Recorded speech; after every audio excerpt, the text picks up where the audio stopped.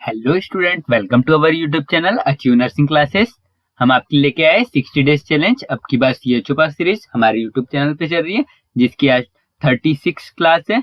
35 classes के पहले हमारे यूट्यूब चैनल पे अपलोड हो चुकी है। अगर आपने वो क्लासेस नहीं देखी है तो आपको डिस्क्रिप्शन में प्ले लिस्ट मिल जाएंगी, वहां से जाके आप वो क्लासेस देख सकते हो। आज का टॉपिक है हमारा कम्युनिकेबल डिसीज। हम कम्युनिकेबल डिसीज की ये 4th क्लास है। इसके पहले 3 क्लास कम्युनिकेबल डिसीज पे कंप्लीट हो चुकी है। और हम कम्युनिकेबल डिसीज में आज मलेरिया और पोलियो डिसीज के कुछ इम्पोर्टेंट एमसीक्यू देखेंगे। मलेरिया और पोलियो डिसीज के कुछ इम्पोर्टेंट एमसीक्यू देखेंगे और हम आपको एमपीसीएचओ 2023 के न्यू सिलेबस के अकॉर्डिंग प्रिपरेशन करा रहे हैं, जिसमें हमने 60 डेज का चैलेंज दिया है। 60 डेज चैलेंज अब की बार सीएचओ पास सीरीज चल रही है हमारे यूट्यूब चैनल पे, और हम न्यू सिलेबस के अकॉर्डिंग आपको प्रिपरेशन करा रहे हैं। तो आज का फर्स्ट क्वेश्चन हम स्टार्ट करते हैं। आज का फर्स्ट क्वेश्चन है, on May 2019 the WHO certified which of the following country as malaria free. WHO ने मई 2019 को कौन सी कंट्री को मलेरिया फ्री डिक्लेयर किया था? फर्स्ट ऑप्शन में अल्जीरिया, सेकंड ऑप्शन में दी है युगांडा, थर्ड ऑप्शन में दिया है साउथ अफ्रीका और फोर्थ ऑप्शन में दिया है वियतनाम।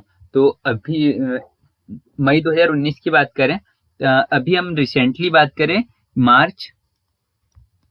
29 मार्च 2023 को एक और कंट्री मलेरिया फ्री हुई है, जिसका नाम क्या है? ताजिकिस्तान इसका नाम है, जो मलेरिया फ्री हुई है। कब?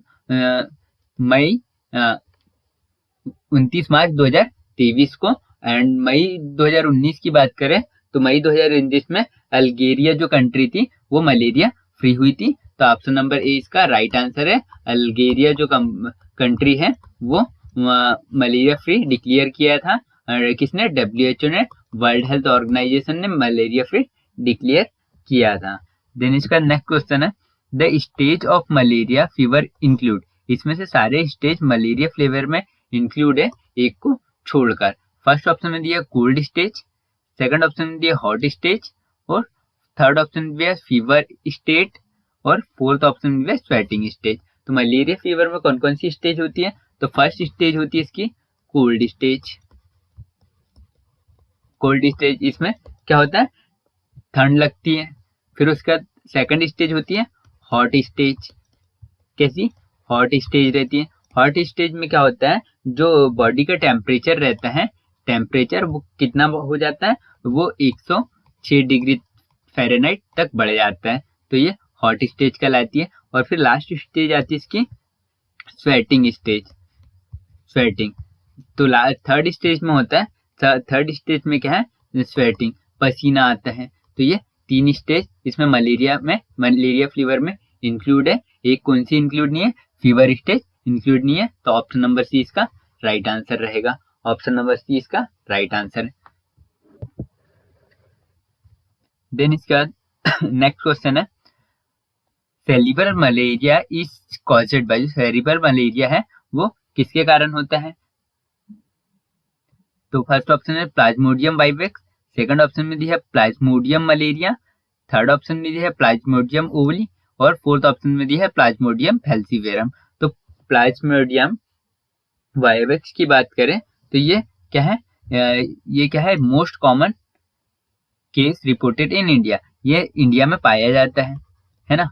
इंडिया में पाया जाता है। इसके मोस्ट कॉमन केस इंडिया में पाए जाते हैं। और इसका इंक्यूबेशन पीरियड की बात करें तो 18 से 17 डेज इसका इंक्यूबेशन पीरियड रहता है। अप्रोक्सीमेटली 14 डेज मान के चलते हैं हम। अप्रोक्सीमेटली 14 डेज मान के चलते हैं। और प्लाज्मोडियम मलेरिया की बात करें तो ये इसका जो केस है अभी तक इंडिया में सीन नहीं हुआ है। इंडिया में देखने को नहीं मिला है, इंडिया में नहीं है। और ये इंडिया में नहीं है। और फिर सेकंड इसकी बात करें प्लाज्मोडियम ओवल, तो ये भी इंडिया में नहीं पाया जाता है। और इसका इंक्यूबेशन पीरियड होता है 16 to 18 डेज। 16 to 18 डेज इसका इंक्यूबेशन पीरियड होता है। और प्लाज्मोडियम फैल्सिफेरम की बात करें तो ये सीवियर स्पेसिस है मलेरिया का, और ये कॉज किससे करता है? Cerebral malaria. किसे? सेरिब्रल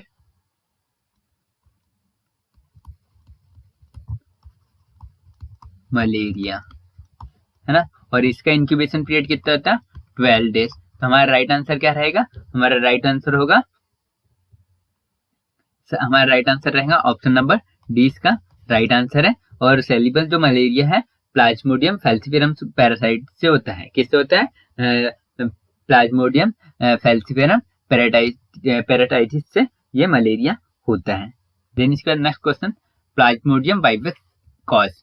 प्लाज्मोडियम जो वाइवेक्स है वो कॉज क्या करता है? फर्स्ट ऑप्शन में दी है डेंगू, सेकंड ऑप्शन में दी है चिकनगुनिया फीवर, थर्ड ऑप्शन में दी है मलेरिया, और फोर्थ ऑप्शन में दिया है फिलेराइसिस। तो जो प्लाज्मोडियम जो मलेरिया है प्लाज्मोडियम वाइवेक्स वो क्या कॉज करता है? वो कॉज करता है malaria.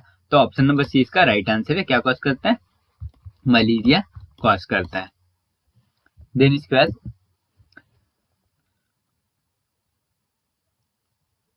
Which organ is most affected in malaria. ऐसा कौन सा ऑर्गन है वो सबसे ज्यादा अफेक्ट होता है किसमें? मलेरिया में। हमें ये बताना। क्या लीवर अफेक्ट होता है? सेकंड ऑप्शन में स्प्लीन, थर्ड ऑप्शन में दिया है किडनी, और फोर्थ ऑप्शन में दिया है हार्ट।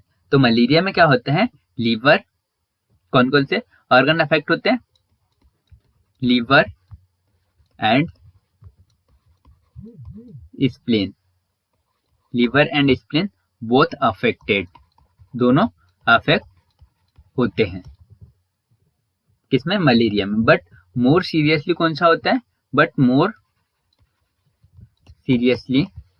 सीरियस कौन सा होता है? Is spleen. तो मोस्ट अफेक्टेड इसमें पूछा ऑर्गन, तो मोस्ट अफेक्टेड ऑर्गन क्या है इसमें? तो मोस्ट अफेक्टेड ऑर्गन रहेगा स्प्लीन। तो ऑप्शन नंबर 20 का राइट आंसर है। ऑप्शन नंबर 20 का राइट आंसर है। 60 डेज चैलेंज अब की बार सीएचओ पर की सीरीज हमारे यूट्यूब चैनल पे चल रही है, जिसकी आज चल रही है। और इसमें हम आपको एमपीसीएचओ के न्यू सिलेबस के अकॉर्डिंग प्रिपरेशन करा रहे हैं। अगर अभी तक आपने हमारे चैनल को सब्सक्राइब नहीं किया है तो हमारे चैनल को सब्सक्राइब करें, और वीडियो को ज़्यादा से ज़्यादा शेयर करें, और इस वीडियो को लाइक करें। देन इसका नेक्स्ट क्वेश्चन है, malaria transmission occurs by. Malaria transmission कैसे होता है ये बताना। मलेरिया कैसे ट्रांसमिशन होता है? फर्स्ट ऑप्शन में क्या विक्टर से होगा, सेकंड ऑप्शन में दिया फूड एंड वाटर से होगा, थर्ड ऑप्शन में दिया है एयरबोन से होगा, और फोर्थ ऑप्शन में दिया फोमाइट से होगा। तो जो मलेरिया है वो ट्रांसमिट कैसे होता है? मलेरिया ट्रांसमिट होता है ऑप्शन नंबर ए, विक्टर से ट्रांसमिट होता है। विक्टर क्या रहता है इसका? मॉस्किटो जो है इसके विक्टर होते हैं, मॉस्किटो से ये ट्रांसमिट होता है। और मलेरिया कौन से मॉस्किटो से होता है? फीमेल एनाफिलिस मॉस्किटो से ये फैलता है। फीमेल एनाफिलिस मॉस्किटो से ये फैलता है। कौन? मलेरिया कौन से मॉस्किटो? फीमेल एनाफिलिस मॉस्किटो से ये फैलता है। देन इसके बाद नेक्स्ट क्वेश्चन है, malaria infection can be transmitted by. Malaria infection है वो कैसे ट्रांसमिट होता है? फर्स्ट ऑप्शन में क्या ब्लड ट्रांसफ्यूजन से होगा, सेकंड ऑप्शन में bite of infected female anopheles mosquito, third option में vertical transmission, third placenta defect.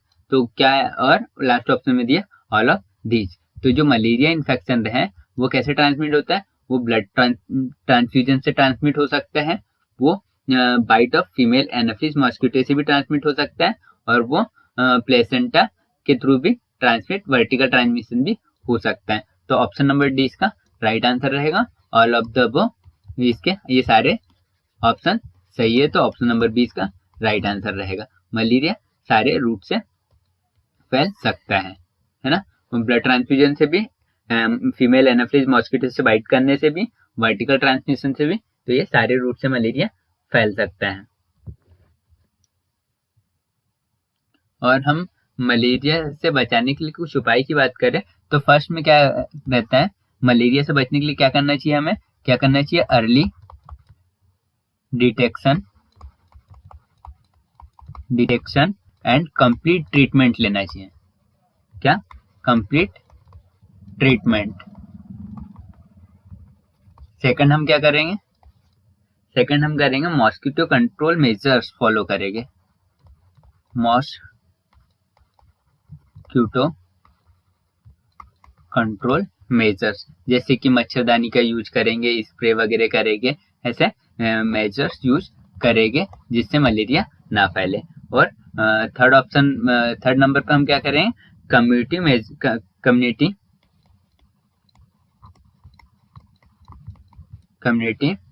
Measures like surveillance करेंगे और एंड मॉनिटरिंग करेंगे। Community measures,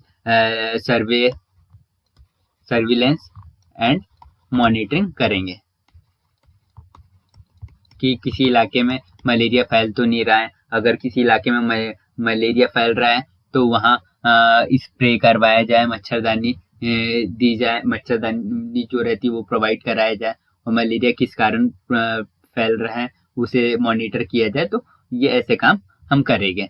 early detection and complete treatment लेना है, मॉस्किटो कंट्रोल मेजर फॉलो करना है, community में सर्विलेंस करना है एंड मॉनिटरिंग करना है, तो मलेरिया से बचा जा सकता है।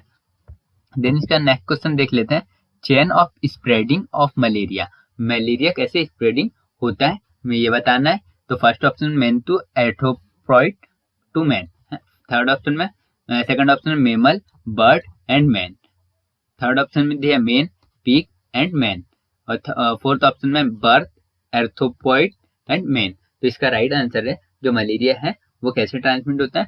मलेरिया होता है मेन।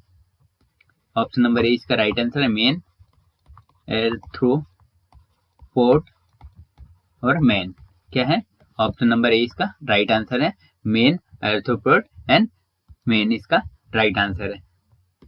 देन इसका नेक्स्ट क्वेश्चन देख लेते हैं, drug use for preservative treatment of malaria. Malaria का प्रिजर्वेटिव ट्रीटमेंट के लिए कौन सा ड्रग यूज करेंगे? फर्स्ट ऑप्शन में है क्लोरोक्विन, सेकंड ऑप्शन में क्लोरोफेनेकॉल, और थर्ड ऑप्शन में है डिप्सोना, और फोर्थ ऑप्शन में है टेट्रासाइक्लिन। तो कौन सा ड्रग यूज करते हैं मलेरिया के लिए? वो ड्रग यूज करते हैं क्लोरोक्विन जो ड्रग है। ऑप्शन नंबर ए इसका राइट आंसर है, क्लोरोक्विन जो ड्रग है वो मलेरिया के ट्रीटमेंट के लिए यूज की जाती है, मलेरिया के ट्रीटमेंट के लिए यूज की जाती है। देन इसके बाद हमारा नेक्स्ट क्वेश्चन है, क्लोरोक्विन इन एग्जिबिट एक्शन। क्लोरोक्विन का एक्शन क्या है ये हमें बताना है। क्या ये एंटी फंगल ड्रग है, क्या ये एंटी माइक्रोबिक ड्रग है, या एंटी मलेरिया ड्रग है, या एंटी वायरल ड्रग है? हमने अभी लोगों ने पढ़ा कि क्लोरोक्विन क्या करती है, ये मलेरिया के ट्रीटमेंट के लिए यूज की जाती है, मलेरिया के ट्रीटमेंट के लिए यूज की जाती है। तो ये क्लोरोक्विन क्या है? एंटी मलेरिया ड्रग है। कैसी ड्रग है? एंटी मलेरिया ड्रग होती है ये। क्या? क्लोरोक्विन जो है एंटी मलेरिया ड्रग है। तो ऑप्शन नंबर सी इसका राइट आंसर है। हमें क्लोरोक्विन का एक्शन पूछा था, तो एक्शन क्या है इसका? इसका एक्शन है anti malaria. Then next question है, which should be transmitted before administering quinine sulphate during the treatment of malaria. तो फर्स्ट ऑप्शन में दिया हाइड्रोकोर्टिसोन, सेकंड ऑप्शन में दिया मल्टीविटामिन, थर्ड ऑप्शन में दिया ग्लूकोज, और फोर्थ ऑप्शन में दिया कैल्शियम ग्लूकोनाइड। तो इसका राइट आंसर क्या है? इसका right answer option number C, glucose. Glucose इसका राइट आंसर है, ऑप्शन नंबर सी इसका राइट आंसर होने वाला है। देन इसका next question, IRS stand for. IRS का फुल फॉर्म पूछा गया है कि आईआरएस का फुल फॉर्म क्या होता है। तो आईआरएस का फुल फॉर्म क्या होगा ये बताना हमें। क्या इंडोर रेफरेंस सोर्स है, सेकंड ऑप्शन में intermittent residual spraying, third option में दिया है इंडोर रेसिडुअल स्प्रेइंग, और फोर्थ ऑप्शन में दिया इंटरमिटेंट रेफरेंस सोर्स। तो जो आईआरएस का फुल फॉर्म होता है उसका फुल फॉर्म होता है इंडोर, क्या होता है? Indoor residual spraying. इसका फुल फॉर्म होता है। इंडोर रेसिडुअल स्प्रेइंग इसका फुल फॉर्म होगा। इंडोर रेसिडुअल स्प्रेइंग इसका फुल फॉर्म होगा। तो ऑप्शन नंबर सी इसका राइट आंसर हो जाएगा। ऑप्शन नंबर सी इसका राइट आंसर है, इंडोर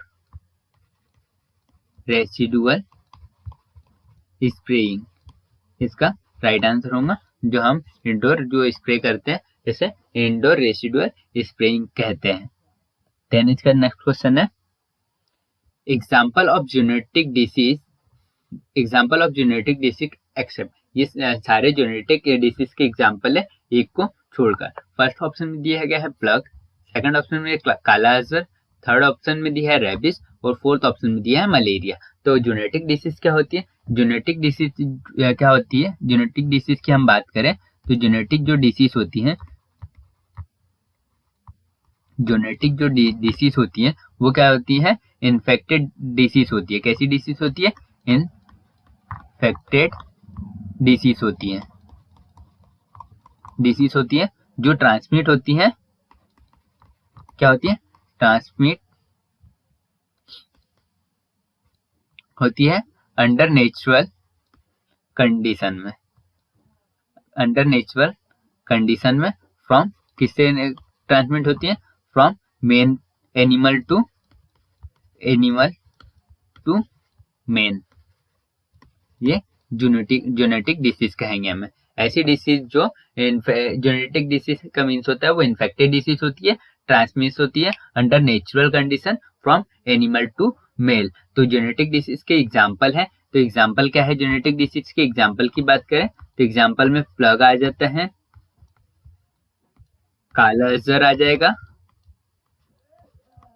एंड रेबिस आ जाएगा। ये इसे हम क्या कहेंगे? जेनेटिक डिसीज कहेंगे। और हमसे क्या पूछा था? इसमें से कौन सी जेनेटिक डिसीज नहीं है? तो जो है option number D, malaria genetic disease में नहीं आता है। देन इसका next question, polio is a primary infection of. जो पोलियो है प्राइमरी इन्फेक्शन है कौन से ट्रैक का सिस्टम का, ये बताना है हमें। तो फर्स्ट ऑप्शन में यूरिनरी सिस्टम, सेकंड ऑप्शन में रेस्पिरेटरी सिस्टम, थर्ड ऑप्शन में गैस्ट्रोइंटेस्टाइनल सिस्टम और फोर्थ ऑप्शन में दिया सेंट्रल नर्वस सिस्टम। तो जो पोलियो होता है, पोलियो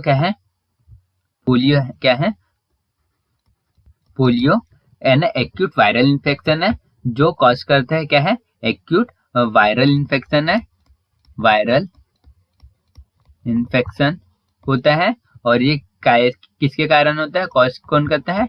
ये बाय आरएनए वायरस। कौन कॉज करता है? आरएनए वायरस से ये होता है। RNA virus which is infected human alimentary canal. ये गैस्ट्रोइंटेस्टाइनल सिस्टम को अफेक्ट करता है। बट 1% पर्सन का ये सेंट्रल नर्वस सिस्टम को अफेक्ट करता है, जिसके कारण क्या होता है? पैरालिसिस हो जाता है। 1% पर्सन को ये सीएनएस को अफेक्ट करता है। सीएनएस का मीनिंग सेंट्रल नर्वस सिस्टम को अफेक्ट करता है, जिसके कारण क्या होता है? पैरालिसिस हो जाता है। तो ये प्राइमरी इन्फेक्शन किसका है? कौन से सिस्टम का? गैस्ट्रोइंटेस्टाइनल सिस्टम का। तो ऑप्शन नंबर सी इसका राइट आंसर रहेगा। बट 1% वाली कंडीशन में क्या करता है? सेंट्रल नर्वस सिस्टम को अफेक्ट करता है, जिसके कारण पैरालिसिस हो जाता है। और पोलियो वायरल इन्फेक्शन है और ये कॉज कौन करता है? आरएनए वायरस से कॉज करता है। देन इसका नेक्स्ट क्वेश्चन है, the polio virus enter the body. Polio virus body में कैसे इंटरेक्ट होता है? First option injection, second option में सेक्सुअल कॉन्टेक्ट और थर्ड ऑप्शन इनकॉपुलेशन और फोर्थ ऑप्शन में दिया गया है ऑल ऑफ दीज। तो इसका राइट आंसर है ऑप्शन नंबर ए, इसका राइट आंसर है। पोलियो वायरस ये कौन सा? ऑप्शन नंबर ए इसका राइट आंसर है। पोलियो जो वायरस है मेनली बॉडी में कैसे ट्रांसमिट होता है? कौन से रूट से? तो ये होता है फीकल ओरल रूट से ट्रांसमिट होता है। फीकल ओरल रूट से ट्रांसमिट होता है, जैसे कि contaminated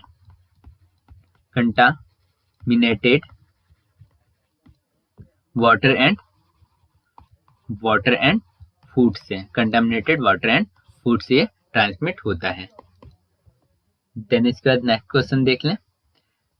polio is transmitted thought. Polio is transmitted thought. Polio किससे फैलता है? फर्स्ट ऑप्शन में वाटर से, सेकंड ऑप्शन में एयर से, थर्ड ऑप्शन में ब्लड से, या लास्ट ऑप्शन दिया है विक्टर से। तभी बताया कि पोलियो कैसे ट्रांसमिट होता है। पोलियो होता है transmit contaminated water and food से ये ट्रांसमिट होता है। तो इसका राइट आंसर रहेगा ऑप्शन नंबर ए। इसका राइट आंसर है कंटामिनेटेड फूड एंड वाटर से ये ट्रांसमिट हो सकता है कौन? पोलियो। और polio contaminated water and food से ट्रांसमिट हो सकता है। नेक्स्ट क्वेश्चन है incubation period of polio. Polio का इंक्यूबेशन पीरियड क्या होता है? फर्स्ट ऑप्शन है 1 to 2 वीक, सेकंड ऑप्शन दिया है 1 to 3 वीक, थर्ड ऑप्शन दिया है क्या 1 मंथ, और फोर्थ ऑप्शन में दिया है 7 to 14 डेज। तो पोलियो के लिए 2 वैक्सीन यूज में ली जाती हैं। कौन सी 2 वैक्सीन यूज में ली जाती हैं? तो फर्स्ट कौन सी है? ओपीवी है, जिसे ओपीवी है, और सेकंड है आईपीवी। 2 वैक्सीन यूज में ली जाती हैं। और इंक्यूबेशन पीरियड की बात करें तो इसका इंक्यूबेशन पीरियड होता है 7 to 14 डेज। कितना? 7 to 14 डेज इसका इंक्यूबेशन पीरियड होता है पोलियो वायरस का। 7 to 14 डेज इंक्यूबेशन पीरियड होता है। 7 to 14 डेज इंक्यूबेशन पीरियड होता है। देन इसके बाद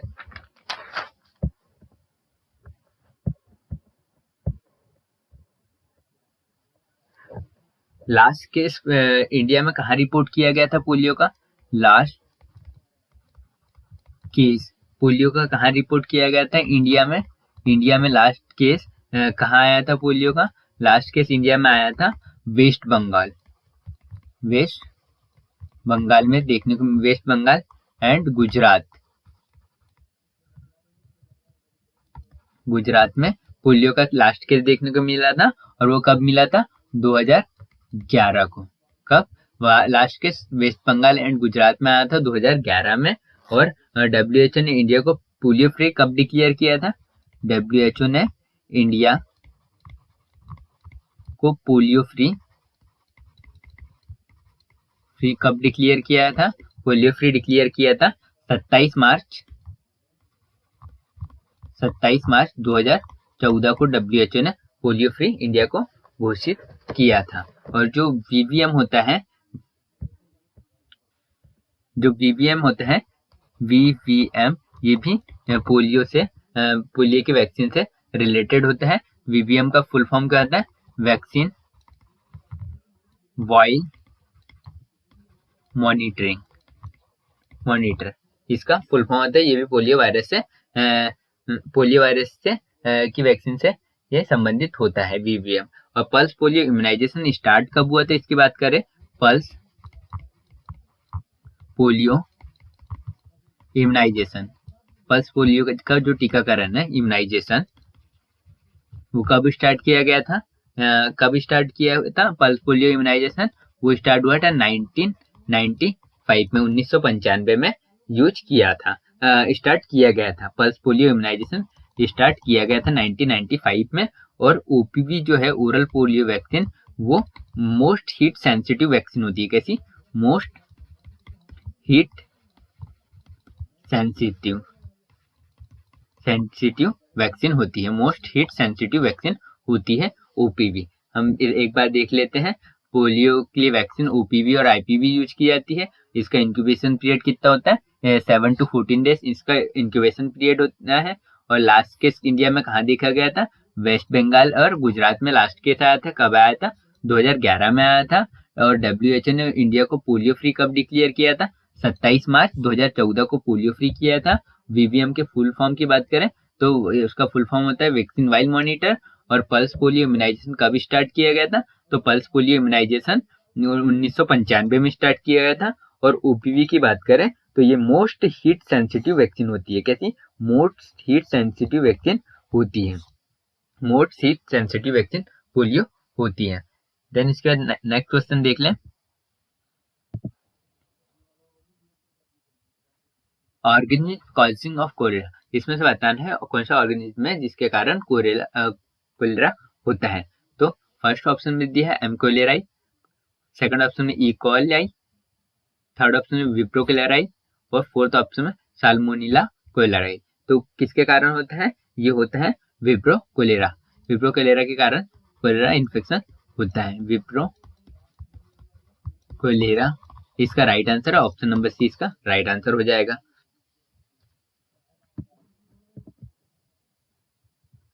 rice water stool is a typical finding sign in case of. Rice water stool किसमें होता है? फर्स्ट ऑप्शन में दिया है कोलेरा, सेकंड ऑप्शन में दिया है टाइफाइड, थर्ड ऑप्शन में अल्सरेटिव क्लोराइटिस और फोर्थ ऑप्शन में अमीबा बिस। तो काय में होता है? तो ये राइस वाटर स्टूल किसमें होता है? कोलेरा में होता है। और मेनली कोलेरा के क्या सिम्टम होते हैं? परपुश, डायरिया, वाटरली डायरिया होता है। और कितने टाइम स्टूल पास करता है? 40 टाइम स्टूल पास आउट करता है इन अ डे। एक दिन में 40 टाइम से भी ज्यादा स्टूल पास करता है कोलेरा वाली कंडीशन में, तो वो हमें राइस वाटर स्टूल पास करेगा वाटरली, इसमें डायरिया होगा। देन इसके बाद नेक्स्ट क्वेश्चन है, most important characteristic of diarrhoea caused by vibrio cholera. इसमें से मोस्ट इंपॉर्टेंट कैरेक्टरिस्टिक है किसके कारण, किसके कॉज होने के कारण? विप्रो कोलेराई के कारण। तो फर्स्ट ऑप्शन में profound watery diarrhoea, second option में severe abdominal pain, third option में मेशो बॉडी डायरिया और फोर्थ ऑप्शन में दिया रीनल इनसफिशियंसी। तो इसका राइट आंसर है ऑप्शन नंबर बी और ऑप्शन नंबर ए इसका right answer profound watery diarrhoea इसका right answer. Profound watery diarrhoea इसका राइट आंसर है। देन इसका नेक्स्ट क्वेश्चन देखें, regarding cholera vaccine all except the correct except date. Cholera vaccine के according सारे statement सही है, एक को छोड़कर, तो कौन सा सही नहीं है हमें ये बताना है। फर्स्ट ऑप्शन में दिया it is given at interval of 6 month, second option में दिया है long lasting immunity, third option में नॉट यूजफुल इन एपिडेमिक और नॉट गिवन इन, और सेकंड लास्ट ऑप्शन में दिया नॉट गिवन इन ओरली। तो जो इसके स्टेटमेंट कौन कौन से सही है, ये कौन से सही स्टेटमेंट है और कौन सा गलत स्टेटमेंट ये बताना है। तो इसमें ये not given orally regarding question क्या कह रहा है? Regarding cholera vaccine all are the correct, सभी करेक्ट है एक को छोड़कर।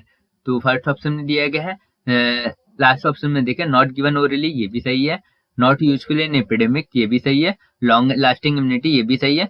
तो इसका गलत आंसर क्या है? It is given interval 6 month. तो हमारा राइट आंसर क्या हो जाएगा? Option number C, option number A इसका राइट आंसर है। It is given at interval of 6 month.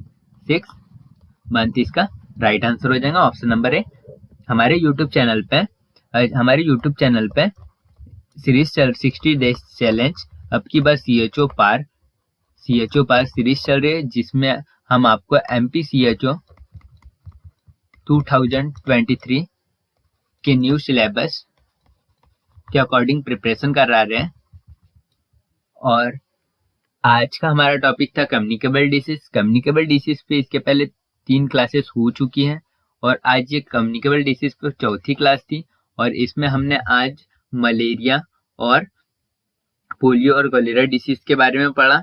आज 3 डिसीज कंप्लीट किया हमने और इसके पहले भी 4 डिसीज कंप्लीट हो चुकी है। अगर आपने अभी तक वो वीडियो नहीं देखे हैं तो हमारे यूट्यूब चैनल पे जाके वीडियो देख सकते हो। और ऐसे ही वीडियो देखने के लिए हमारे चैनल को सब्सक्राइब करें, वीडियो को लाइक करें और ज़्यादा से ज़्यादा शेयर करें ताकि ज़्यादा से ज़्यादा स्टूडेंट तक क्लासेस पहुंच सके और आप सभी का MPCHO में सिलेक्शन हो सके। आपके पेपर के होने के चांसेस में भी 15 दिसंबर तक आपके पेपर होने के चांसेस है। तो आप कंटिन्यू क्लासेस देखते रहिए और सबसे ज़्यादा रिवीजन पे फोकस करिए। आप रिवीजन पे फोकस करिए तो आपका सिलेक्शन कोई नहीं रोक सकता। जितने ज़्यादा हो सके आपका सिलेबस कंप्लीट होने के बाद रिवीजन करिए। रिवीजन आप जितनी करोगे उतना आपके लिए बेस्ट रहेगा और आपके जो पेपर का लेवल है धीरे धीरे टफ होते जा रहा है। आप 2019 का पेपर से देखिए, 2019 से 2022 तक के जितने भी पेपर है उनका लेवल धीरे धीरे थोड़ा हार्ड होते जा रहा है। और आप थोड़ा इमेज बेस्ड क्वेश्चन भी देख लीजिएगा, आपके एग्जाम में 1 से 2 इमेज बेस्ड क्वेश्चन भी आते हैं, तो आप ऐसी ही प्रिपरेशन करते रहिए। और अगर आपको एमपीसीएचओ से रिलेटेड कोई भी प्रॉब्लम आती है तो आप हमारे व्हाट्सएप ग्रुप में ज्वाइन हो सकते हो, और व्हाट्सएप ग्रुप की लिंक आपको डिस्क्रिप्शन में मिल जाएगी। हम व्हाट्सएप ग्रुप में डेली प्रैक्टिस क्वेश्चन भी सॉल्व करवा रहे हैं, जिसमें डेली 10 to 15 एमसीक्यू सॉल्व कराते हैं। और अगर आपको प्रैक्टिस क्वेश्चन हमारे व्हाट्सएप ग्रुप में चाहिए तो डिस्क्रिप्शन में आपको लिंक मिल जाएगी, आप व्हाट्सएप ग्रुप में ज्वाइन हो जाइएगा।